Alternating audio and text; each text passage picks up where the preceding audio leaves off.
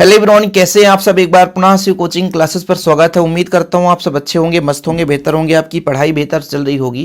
Class 12th के यदि board exam की बात करें तो लगातार हम आपको स्ट्रेटजी को लेकर हो, चाहे हर सब्जेक्ट के इंपॉर्टेंट क्वेश्चन की बात करें, चाहे हम सोल्यूशन की बात करें, किस प्रकार से एग्जाम में लिखना है, क्या करना है, सारी स्ट्रेटजी आपको प्रोवाइड किया जा रहा है।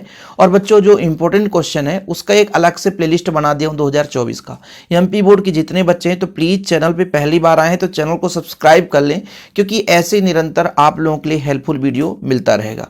चलिए शुरू करते हैं। आज हम द लास्ट लेसन से महत्वपूर्ण क्वेश्चन देखने वाले हैं और इसको समझाऊंगा किस तरीके से याद करना है। रटना नहीं है भाई, तुक्का भी आप लिख सकते हो। जैसे आपसे मान लीजिए 5 से 6 क्वेश्चन बन रहा है और कुछ ऐसा क्वेश्चन आ गया कि आपको समझ में नहीं आ रहा है, यदि हिंदी उसका निकालते बन गया, थोड़ा बहुत उससे संबंधित आप लिख सकते हो। जैसे आपसे मान लीजिए बड़ा क्वेश्चन पूछ दिया गया 3 नंबर में, 2-4 क्वेश्चन तो तैयार कर ही रहते हो हर चैप्टर से, उसके ही बीच के छोटे छोटे लाइंस आपको लिख देना है, नंबर बराबर मिल जाते हैं इंग्लिश में। ठीक है। वैसे भी जो बच्चा कमजोर है उसी को यहाँ पे वीडियो हेल्पफुल होने वाला है, क्योंकि जो बच्चा पूरा तैयारी किया है उसको कोई जरूरत ही नहीं है, पूरे क्वेश्चन आप पढ़ो। चलिए शुरू करते हैं बच्चों। पहला क्वेश्चन है, what was French expected to be prepared with for school that day. अब सबसे पहले इसका आप हिंदी का अर्थ निकालो। कहने का मतलब जो भी आपके पास इंग्लिश दिया है, what was French expected, expected मतलब उपेक्षा, टू बी प्रिपेयर्ड मतलब तैयार करने के लिए, with for school that day मतलब फ्रांस से क्या उपेक्षा की गई थी तैयार करने के लिए, क्या स्कूल के लिए। देखो ना, with for school that day मतलब उस दिन स्कूल के लिए क्या तैयार करने के लिए की गई थी। अब आप चैप्टर पढ़े होंगे, शायद हो सकता है कि भाई साहब उस दिन प्रतिभागियों कौन कौन से लोग भाग ले रहे हैं उसके बारे में लिस्ट तैयार करने के लिए की गई थी। ठीक है। तो यहां पर देखो, ही वाज एक्सपेक्टेड मतलब उससे उपेक्षा था कि to be prepared with the rules for the use of participles मतलब जो भी प्रतिभागी हैं उनके बारे में जानकारी है ना प्रदान करने के लिए उससे एक्सपेक्ट की गई थी, उपेक्षा की गई थी। तो यदि आप हिंदी से अर्थ निकाल लिए तो उसका आप इंग्लिश लिख सकते हैं। जैसे यहां पर व्हाट वाज फ्रांज फ्रांस से क्या उपेक्षा की गई थी, टू बी प्रिपेयर्ड तैयार करने के लिए, with the school that day मतलब उस दिन स्कूल के लिए क्या तैयार करने के लिए उपेक्षा की गई थी। तो उससे उपेक्षा की, ही वाज एक्सपेक्टेड मतलब उससे उपेक्षा थी कि टू बी प्रिपेयर्ड मतलब तैयार करे, यहां से वैसे है बच्चों, यहां तक देख सकते हैं यहाँ पर। ठीक है। विथ द रूल्स नियम for the use of participles मतलब जो भी प्रतिभागी हैं उनके नियम तैयार करके लाने के लिए बोला गया था, ये था। ठीक है। तो याद हो जाएगा, व्हाट वाज फ्रेंच एक्सपेक्टेड मतलब फ्रेंच से क्या एक्सपेक्ट किया गया था। तो फ्रेंच वाज एक्सपेक्टेड, आप ही की जगह फ्रेंच भी लिख सकते हैं, French was expected to be prepared, यहां तक तो ऐसे हो गया। अब क्या क्या प्रिपेयर्ड, क्या तैयार करने के लिए बच्चों, rules for the use of participles मतलब जो प्रतिभागी थे उनके जानकारी के लिए उनकी नियमावली पूरा तैयार करके रखने के लिए बोला गया था। ठीक है। चलें अगले प्रश्न पर।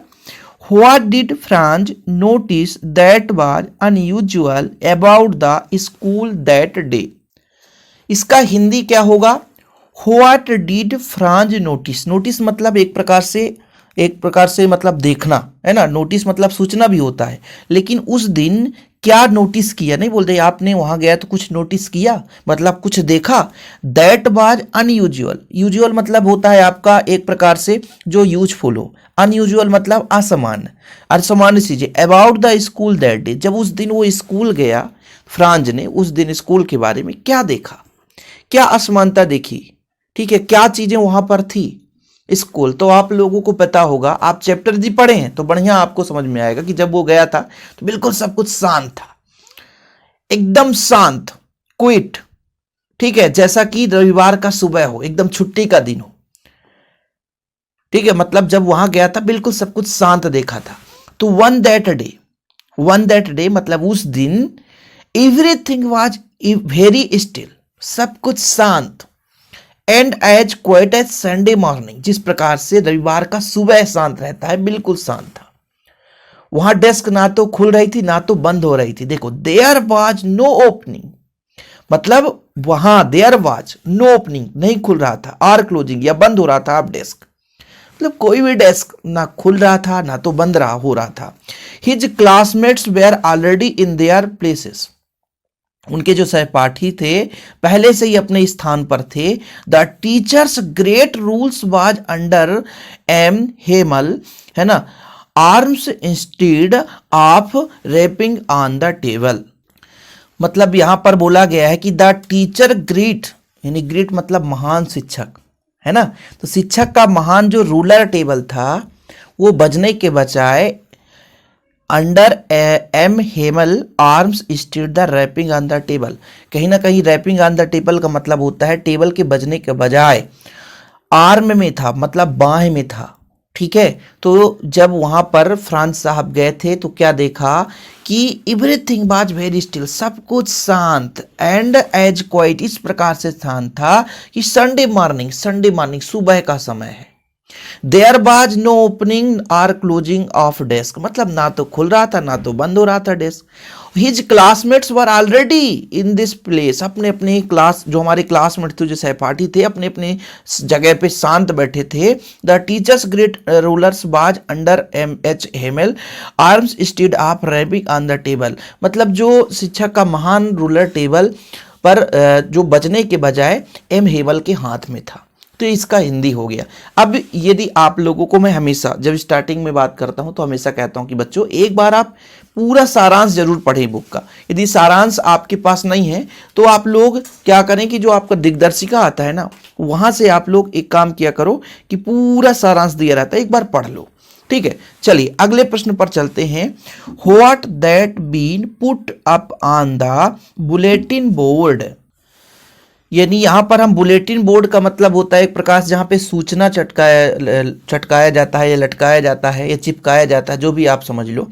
तो सूचना पटल, बुलेटिन बोर्ड मतलब सूचना पटल होता है। तो what had been put up मतलब क्या रखा गया था, क्या सूचना दिया गया था ऑन द बुलेटिन बोर्ड।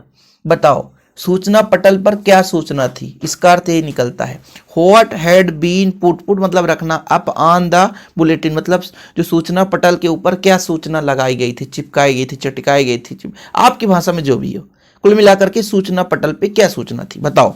तो आप लोगों को पता होगा, मैंने जब पढ़ा था तो मुझे याद है भाई साहब वहां पे एक नोटिस लगाई गई थी कि यहाँ पर जो पढ़ाई किया जाएगा मतलब जो एल्सेस या लॉरेंस के स्कूल हैं उसमें जर्मन भाषा का प्रयोग किया जाएगा। एल्सेस या लॉरेन, ठीक है, दोनों स्कूलों पे जर्मन भाषा में पढ़ाई किया जाएगा। तो यहां पर देखिए it was about an order, मतलब ऑर्डर था from Berlin that only German was to be taught, मतलब पढ़ाए जाने के लिए केवल और केवल जर्मन भाषा इन द स्कूल ऑफ, यहां पर आपका हो जाए एल्सेस एंड लॉरेन। ठीक है, मतलब एल्सेस और लॉरेन दोनों स्कूल पे जर्मन भाषा पढ़ाने के लिए आदेश दिया गया था। It was about an order from Berlin that, मतलब सूचना में बर्लिन के एक आदेश के बारे में था। It was about an order, it was about an order, order मतलब आदेश, फ्रॉम बर्लिन, बर्लिन ने एक आदेश दिया था, एक सूचना दिया था, दैट की only German was to be taught, German भाषा में यानी जो भी पढ़ाया जाएगा एल्सेस और लॉरेन ये दोनों स्कूलों में केवल और केवल जर्मन पढ़ाने के लिए आदेश आया था, ये सूचना थी। ठीक है, तो यहां पर आपके माइंड में फीड हो जाना चाहिए, इसको कहानी के तौर पर पढ़ो कि भाई सूचना पटल में क्या चिपकाया गया था। उस दिन जो आपका बर्लिन साहब थे उनका आदेश आया था कि एल्सेस और लॉरेन के स्कूल के बच्चों को केवल जर्मन पढ़ाने का आदेश था, मतलब जर्मन भाषा में पढ़ाने का नोटिस जारी किया गया था। ठीक, चलिए आगे चले अगले प्रश्न पर। देखिए अगला प्रश्न है what change did the order from Berlin case in the school that day, what change, उस दिन स्कूल में बर्लिन के आए आदेश के बजाय क्या बदलाव हुए। बर्लिन ने आदेश तो दे दिया था कि एल्सेस और लॉरेन जैसे स्कूलों में जर्मन पढ़ाने के लिए आदेश आया था, लेकिन वहां पर आदेश चेंज हुआ। तो क्या आदेश चेंज हुआ, तो देखिए यहां पर there was complete silence everywhere, मतलब वो आदेश तो आया था लेकिन वहां पर सब कुछ सन्नाटा था। There was complete silence everywhere, बिल्कुल हर जगह सन्नाटा था। all looked sad and serious, मतलब सभी दुखी थे और सीरियस थे अंदर से। Old people of the village, मतलब पुराने लोग भी गांव के, हैड कम टू थैंक्स देने के लिए आए थे। M Hamel for this faithful service from 40 मतलब 40 ईयर, यानी 40 साल को जो सर्विस था हेमल साहब का, इनको थैंक्स देने के लिए सभी लोग एकत्रित हुए थे। देखो ना भैया, देयर वाज कंप्लीट साइलेंस, सब कुछ वहां पर शांति, हर तरफ सन्नाटा छाया था। सभी उदास थे, लुक्ड सैड, उदास, एंड सीरियस। सभी क्या करते थे बच्चों? उदास और गंभीर थे। सीरियस का मतलब क्या होता है? गंभीर। Old people of the village, मतलब जो वृद्ध लोग थे वो भी आए थे। क्यों आए थे? श्री हेमल साहब को धन्यवाद देने के। थैंक्स एमआर यानी मिस्टर हेमल साहब, ठीक है, फॉर हिज फेथफुल सर्विस, मतलब 40 वर्षों के समय में जो वफादार सेवा किए उसके लिए वो धन्यवाद देने आए थे। ठीक है, मतलब उस दिन बर्लिन साहब तो वही आदेश जारी किए थे कि जो एल्सेस और लॉरेन हैं, इन दोनों स्कूल में बच्चों को जर्मन पढ़ाया जाएगा। लेकिन सबके मन में क्या था? उदासी था, एकदम शांति बना हुआ था। सभी लोग आए थे, एकत्रित हुए थे कि 40 वर्षों में आपने बहुत कुछ पढ़ाया है, हमारे बच्चों को बहुत कुछ चीज़ें दी है, तो सब लोग धन्यवाद देने आए थे। तो ये सारी चीज़ जब आपके मन में हिंदी फीड हो जाता है तो ऑलरेडी वो जल्दी से याद हो जाता है। अब आप सोचोगे बस इसको पढ़ लिए, इसका हिंदी नहीं पता, बस लड़ रहे हो अपने आप से, इसका आंसर ये, इसका आंसर है। ऐसे में रटने से नहीं काम चलेगा। हिंदी सहित उसका अर्थ समझो तो आसानी से वो आपको याद भी हो जाएगा और पेपर में अच्छे अंक मिलेंगे भी। प्रश्न को पढ़िए। हाउ डिड फ्रांज साहब थे, उनकी feeling about mister Hamel and school change, मतलब जो फ्रांज साहब, देखो ना, हाउ डिड, कैसे, French feeling about mister Hamel and school change, मतलब जो फ्रेंच साहब थे किस प्रकार से चेंज, किस प्रकार से परिवर्तन हुआ। मिस्टर जो हेमल है, स्कूल के बारे में फ्रेंच की भावनाएं कैसे बदली।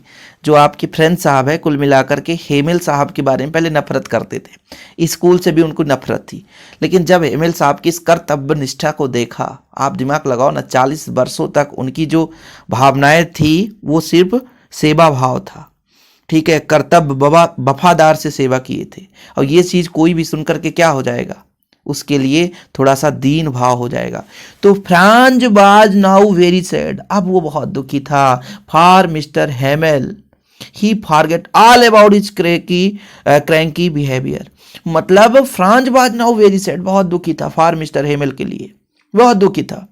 ही फॉरगेट, सब कुछ भूल गया। All about his cranky behaviour, अपने जो चिड़चिड़ापन भावना था ना, बिहेवियर मतलब स्वभाव, क्रैंकी यानी एक चिड़चिड़ापन जो भावना था ना, सब कुछ भूल गया। Now he did not hate school, अब वो विद्यालय से भी नफरत नहीं करता। He made books on his friend, और बुकों से भी क्या कर लिया, दोस्ती कर लिया। वैसे भी जब आपको कोई मतलब एक अच्छा व्यक्ति मिल जाए, वो आपको जीवन का महत्व समझा दे, आपके पढ़ने का सारांश निकाल दे, तो उस टाइम पे आपको भी लगेगा नहीं नहीं हमको पढ़ना चाहिए। तो ऐसे ही फ्रांज साहब के साथ भी हुआ। Franz was now very sad, बहुत ही दुखी था। फॉर मिस्टर हेमल, मतलब हेमल के लिए। ही फॉरगेट ऑल अबाउट, अपने बारे में सब कुछ भूल गया। क्रैंकी बिहेवियर, मतलब जो चिड़चिड़ापन व्यवहार, सब कुछ भूल गया। Now he had not hate school, अब वो विद्यालय से भी नफरत नहीं करता। ही मेड बुक्स, वह बना लिया बुक्स को। ऑन हिज फ्रेंड, अपने आप से दोस्ती कर लिया, बुक के साथ दोस्ती बना लिया बच्चों। ठीक है, आगे देखिए। What did Franz see while he was going to school, जब फ्रांज ने विद्यालय गया तो क्या देखा, क्या देखा भाई साहब, आप बताओ। तो देखिए आंसर यहां पर देखिए, he was that Prussian soldiers, मतलब सैनिकों को देखा। किसको देखा भाई साहब, सैनिकों को देखा, प्रशिया के सैनिकों को देखा। Where drilling in the open field, open field मतलब खुले मैदान पर ड्रिलिंग कर रहे थे। क्या कर रहे थे, ड्रिलिंग कर रहे थे। ड्रिलिंग मतलब क्या होता है, एक प्रकार से छेद करना। When he was passing thought, मतलब वहां से जब वो गुजर रहा था।